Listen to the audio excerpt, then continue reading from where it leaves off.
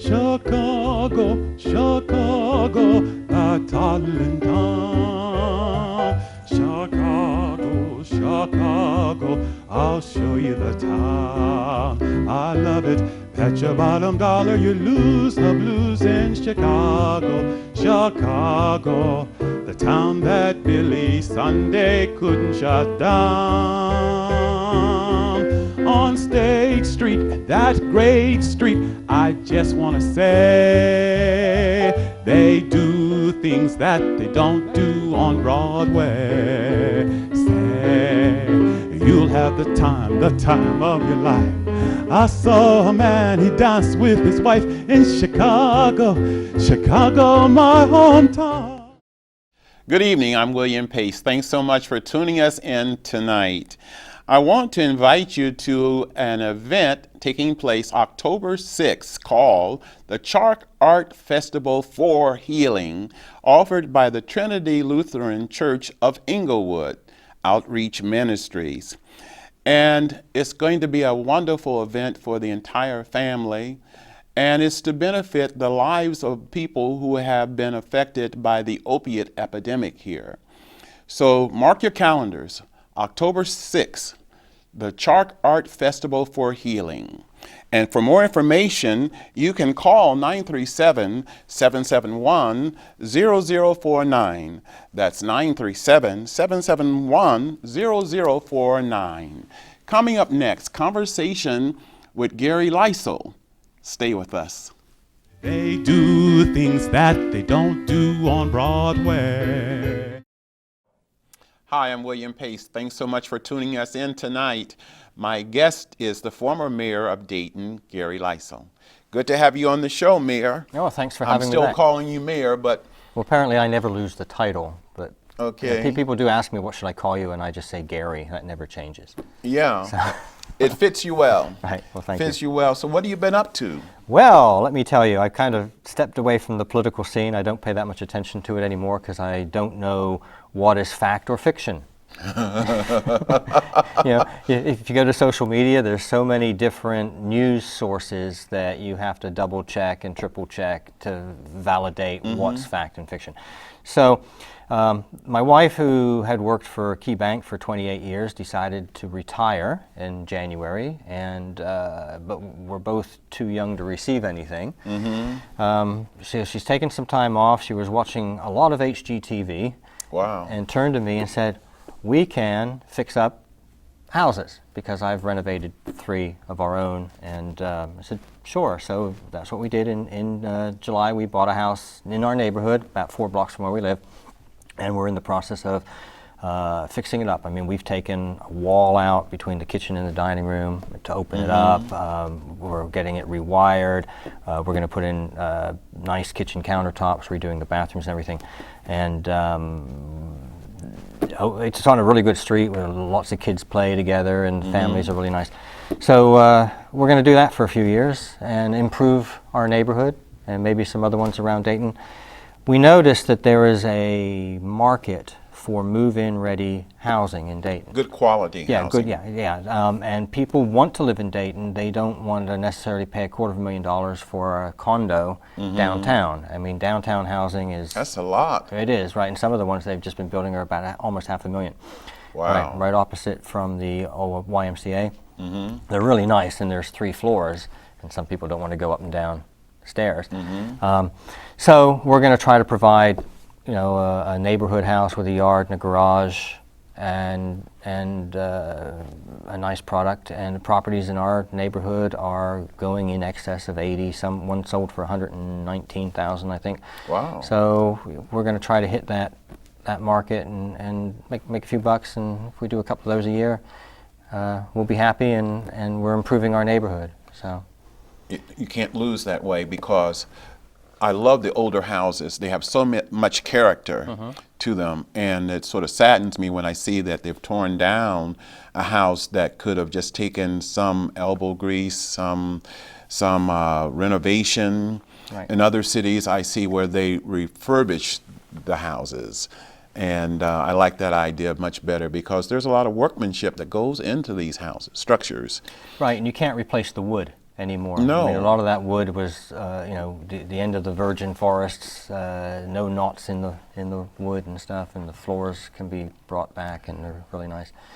So, yeah, it's a shame, but there are still a lot of foreclosures out there, and a lot of properties are selling for about $30,000 to $40,000 that could be fixed up and improved, where people could make some money doing it if they know what they're doing. Well, there are people who do make a living just in property management and flipping houses, Right. and there's a certain skill to that whole business, and truly it is an entrepreneurial kind of way of living. Well, the wife is loving it because she reports to herself and me, you know, so she doesn't have a boss breathing down her Okay, neck. so she reports to you. No, I report to her, I think. In fact, she's there right now stripping wallpaper. So, yeah. she has. She has a role, yeah. She strips wallpaper. She takes plaster down, you know. So she's a foreman supervisor. Well, then. right. And Okay. I'm doing the dirty work up in the attic, pulling all the old insulation from the 1940s out and bagging it. I got to wear dust masks and stuff like that. So yeah, we get dirty, and yeah, it's But there's enjoyable. a certain pride that comes with that, working on restoring a Right. house. A certain, you know, satisfaction when you see you've repaired a room or done something, and you know, with your own hands. It's an art form in a sense. It really Right. is. It's creating something out of what was there. You know, my wife stands there and looks. We want to make this a feature wall. What can we do? You know, so we've been staining pallet wood, so we can put pallet wood up and stuff, and you know, to make it look different. You know, we're still going round and round. We were over there the other day chalking out where we want the kitchen counter stuff to go. She wants to put an island in, so we're out there marking where the okay. island can go and and how we can rig it up. So you're putting in the modern day amenities, but keeping the house in the genre, in the style it was built, say Right. like around the. It was the 1920s, this one. It's a 4-square house, but what we've done that will really wow people is we've opened up between the kitchen and the dining room. We've taken the wall out. Oh, okay. And so now it's a huge, I guess it's 24 feet by 14 or 15 foot So space. you made the room larger. Yeah, so the kitchen will still be the kitchen, but now it's open to a dining area. Okay, combined. Yeah, and then we've opened up the door from the living room to the kitchen a little wider so that it mirrors the opening that was from the living room to the dining room. So it's when you walk in, you can see a lot of the You have that first floor. open space. Right, which seems to be what people want these days. Nowadays, Yeah. open space. Right.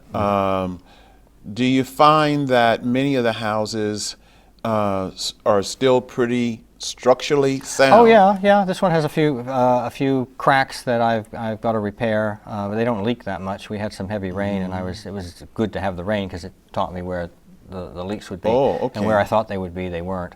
So so yeah, there's some porch repair. But again, one of the beautiful things about modern day age, the information age, is you can just get online, go to YouTube, and search how to repair this, and a whole bunch of people have done these videos promoting certain products and stuff that can be used. So no, I think it's fun, it's enjoyable. Hopefully we'll get it done this year. If not, we don't, so it's on the market early at the end of the year. 2019. Yeah. So the idea is buy low, And sell high. sell high, Right. and that difference, that margin, is what you Right. make. Yeah. And we're going to put at least $30,000 into this house. I mean, so Okay. and that's, so we got it for like 36. We'll put 30 in, and hopefully we'll make 105, 110. Okay. So- And a lot of people are doing that now. Right. A lot of people. Right. And it falls under capital gains. So that's what I got to deal with now is capital gains. I got to keep Capital gains. keeping all those receipts of what it Yes. costs. You have to keep all your receipts. Right. More with Gary Lysel when we return. Stay with us. You'll have the time of your life. I saw a man, he danced with his wife. Hi, I'm William Pace. Thanks so much for tuning us in tonight. I'm back with the former mayor, Gary Lysel. Thanks so much for being here. I always want to call you mayor for some reason, but one of the big things that I'm concerned about nowadays, and there's been so much in the media about it, is the opiate epidemic, and particularly in Dayton, and where we were right up there at the top. Well, for overdoses, right? Of that. So that's a really big concern of mine, and I don't know what's played a part in. I guess, it starts with people being maybe in physical pain, and then they go to a doctor, and the doctor prescribes medication for them, and then they somehow become addicted to that. Well, I guess when I was mayor, I was bringing this to the attention of the city manager in 2013 that we had a problem. Okay, and I was proposing European models to solve it, but the statistics that I saw and what I was seeing happening, like my again talking about my wife, when we had our daughter, she had a C-section and they prescribed her OxyContin. Oh. Now my wife took one, felt drowsy, didn't like it. She never took them again anymore. But some people, they take them to ease the pain, and so they go back to the doctor. They still be in pain. The doctors, I believe, were kind of misled by the drug companies that these are opiates, but they won't be addictive because they're time release chemicals or whatever inside the pills. And so people were getting addicted to the OxyContin, and then when they couldn't get the doctor to prescribe anymore, you found some not so great doctors giving out prescriptions for money. You'd go and pay the doctor $10, he'd give you a prescription for OxyContin, you'd go get it. But aren't they held to a code of Yes, I'm sure, the Hippocratic Oath and the Code of Ethics, but if you have a gambling problem or a drug problem yourself, your ethics go out the window, right? Okay. Right. We actually had one in our neighborhood, a doctor, actually about a block from where I live, who was prescribing opiates to people. There would be a big line in the morning outside his office, and we reported it, and finally they shut him down. You'd have a line of people coming in, and they'd be leaving very quickly because he'd be giving them prescriptions. So these people would get addicted to the OxyContin, the opiates, and then when the government started clamping down on more restrictions on these drugs, people turned to the streets and started using heroin. And then, of course, heroin's addictive and to ease the pain, and then the next thing you know, you have people hooked on heroin, and then the drug lords started adding fentanyl to it, and then a product called carfentanil, which is an elephant tranquilizer. So it just grew out of hand. Well, people started dying because their bodies couldn't handle the drugs. And so we had this epidemic where people were dying from fentanyl overdoses. In fact, most of the overdoses, the larger percent were as a result of there being fentanyl in the heroin. My proposal back then, no one ever does it. In Europe, they have a thing called heroin-assisted treatment, where they actually they've identified the people who will never ever recover. The Suboxone hasn't worked, buprenorphine hasn't worked, and so they actually prescribe them heroin. I think they take away their driver's licenses, and so they show up at the clinic every morning, and they get a dose. At lunchtime, they give them some Suboxone, and at night they get a dose. And what happens is it stabilizes their lives, and they stop. No more pain. Well, it's not so much that. They don't take the drug to get high at that point. They're taking it so that they don't get dope sick. And I was talking to a former addict who said, dope sickness is like having the flu for 30 days.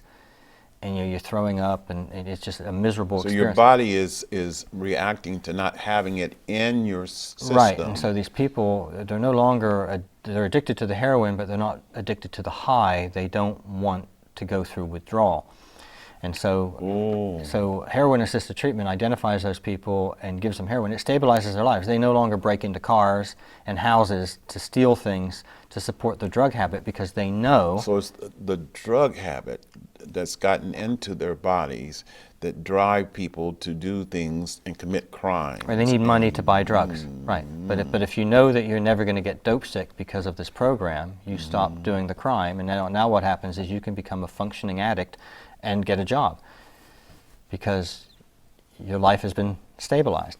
So when these people are coming to doctors to get their opiates, then the doctor should have a code of ethics and you try to get these people into some kind of rehab. They do. This is, again, this is in Europe. This isn't happening in America, and I've been advocating that we should certainly do a test program here in Dayton. You know, go to the federal government and say we want to do a pilot program and test it, see if it works.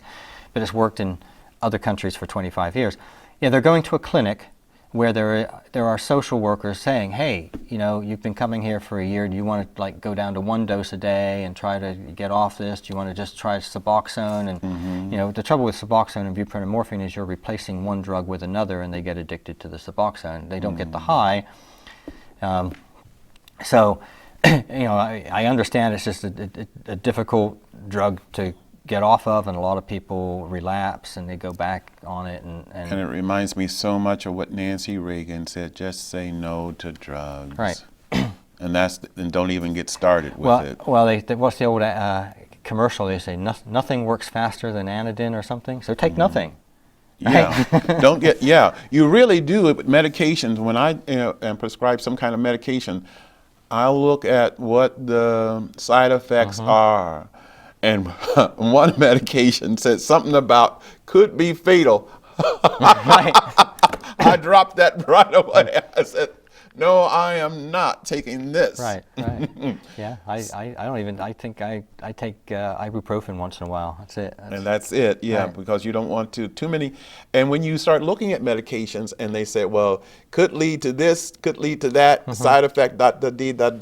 And the list of side effects are so much greater than what benefit that you would get from it, that it's not even worth even going down that road, right. You know. They have those commercials on television where they talk through that really fast. Oh, yeah, yeah. You go, why would I take that? I mean, if that's what, you know, if you're going to end up maybe an invalid or have a fatal reaction to something, why would you be taking it? Right. But we both are involved in a big event coming up on October 6th. It's called the Chalk Art Festival for Healing.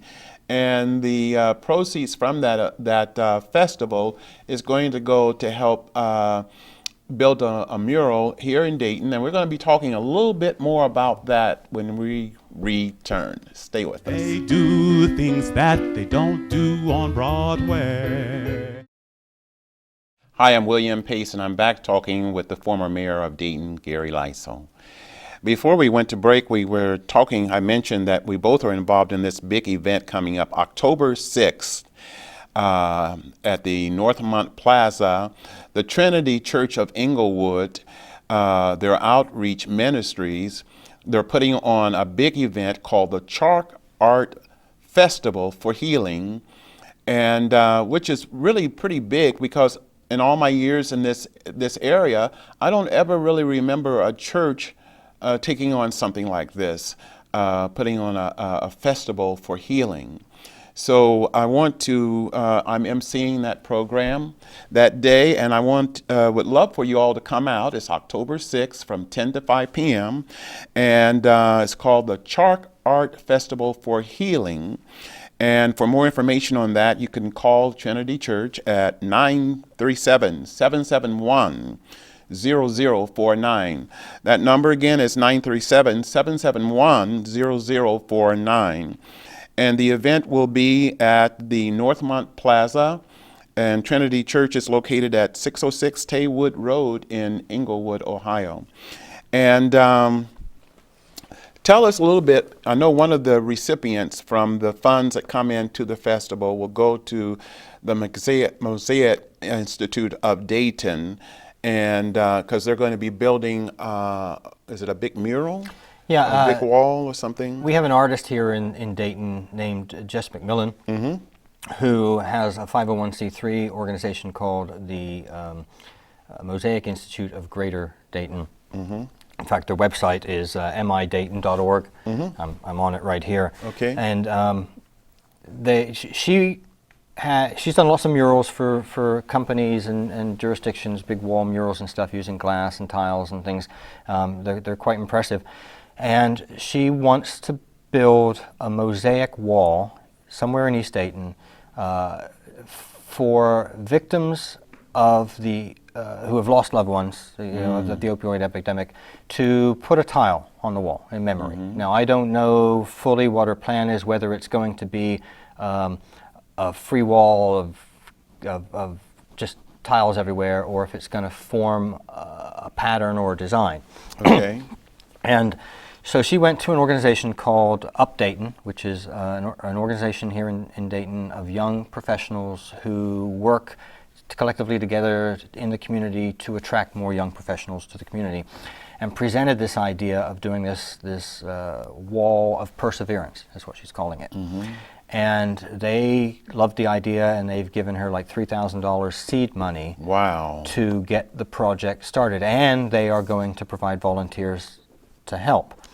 So the last time I talked to Jess, they were looking for a suitable location where they could do this that wasn't going to create a problem that they're trying to solve. They didn't want a wall where people could hide behind and take their heroin, or a secure place. They want a secure place, yes, and they do want it in East Dayton, where there has been a lot of overdoses and a lot of response to emergencies and stuff, so that families can go and they just they can remember a loved one by putting a tile on this wall. And it's not, they're not going to have names on the tiles. She said they could write it on the back and put it on the wall. You know what I mean? They could, so someone can say, that's our tile, but it's not going to recognize the victims in the mosaic. So it's something that she has to work with Dayton on, because they are helping fund it, and these people are going to want to have some kind of say.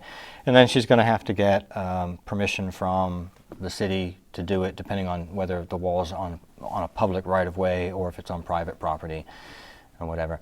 But she also runs an art studio called Krohn Studio Market, and I think that website is Krohn Studios with an S market.com, where there are other artists, local artists that display what they do. And I mean, it's amazing. In the art in Dayton, you got people who do woodwork, people who do paintings with different types of materials.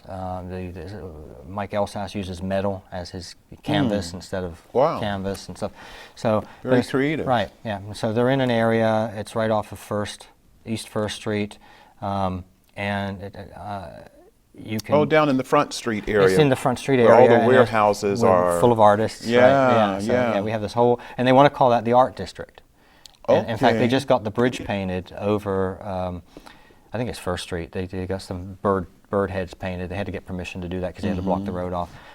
I think your chalk art festival for healing is good, because you're using art to bring people together. And what's interesting now, what's happening in Dayton, back when I was mayor, and I'm trying to think if it was 2011, 2012, I wrote an article for the city paper about graffiti. Should we erase it or embrace it? And I got a bunch of graffiti artists. They're not really graffiti artists. They are spray can muralists, to come together, and they spray painted the wall at PNC 2nd Street Market. And it was an interesting experience, because I went to the zoning guy, and he said, "Oh, there's no legal graffiti walls in Dayton. You'd have to get permission to put a mural up." I said, "Well, what if I don't know what I want to put up?" He goes, "Then it's graffiti."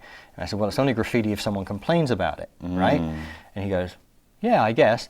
So I said, "Okay, so we'll do the wall, and if someone complains, I'll show up with a big barrel of gray paint, and I'll paint it out, because a gray wall looks better than the concrete wall that was there." Well, no one complained. The guy that I went to, his name was Chris Wayrich. He goes by the tag Etch, and when he was a young man, he did all those little yellow birdies around town and blue beavers and stuff. He's a cool guy. He put his phone number down at the bottom of the wall mural. And so I was able to take somebody from city staff there. She wrote the number down. They called him, and they had him start doing the boards that were put over city buildings downtown. They had him paint murals on them so they didn't look so bad. And then he ultimately teamed up with a woman named Tiffany Clark. They've created a business called the Mural Machine, and they are getting commissions. I ran into him yesterday at the Dollar Tree and was talking, and they're teaching kids how to paint and stuff. And they're doing stuff all around town now. You'll see, I think, what Tiffany's working on, because I've seen her sitting there painting on Kiowee Street under the bridge. I don't know if it's 3rd Street, I think it is. There's a boy on a bicycle, and all his newspapers are flying down the road. And love it. she's filling in all the newspapers with art and writing and stuff. And this stuff wasn't happening back in 2010. We got it started happening when I got the wall done, and he started doing stuff. And now we're seeing the fruits of that article and that movement to say, hey, Dayton can be a really cool city, on par with places like Toronto, if you've been to Toronto, where this stuff is everywhere and it's beautiful. So we're starting to see it, and it's kind of cool to see that happening. It's art. It is art. As long as it's not black on white and a tag, that's tagging and vandalism. But if you can create color and an art form, it's much more acceptable. Wonderful. Well, I'd like to thank you for being on the show today, and I always look forward to having you on the show. And I'll see you there on October 6th at the Chalk Art Festival for Healing, presented by the Trinity Church Outreach Ministry in Inglewood. There's more to come on the William Pace Show. Stay with us. You'll have the time of your life. I saw a man, he danced with his wife. Thanks so much for tuning us in tonight. I want to remind you about the big event coming up on October the 6th. It's called the Chalk Art Festival for Healing, and I will be the master of ceremonies for the event. And I would like for you all to come out and bring your families. It's going to help a lot of people whose lives have been affected by the opiate epidemic here in Montgomery County. So mark your calendars, October the 6th, 10 to 5 p.m. at the Northmont Plaza Shopping Center. And for more information, you can call 937-771-0049. That number is 937-771-0049.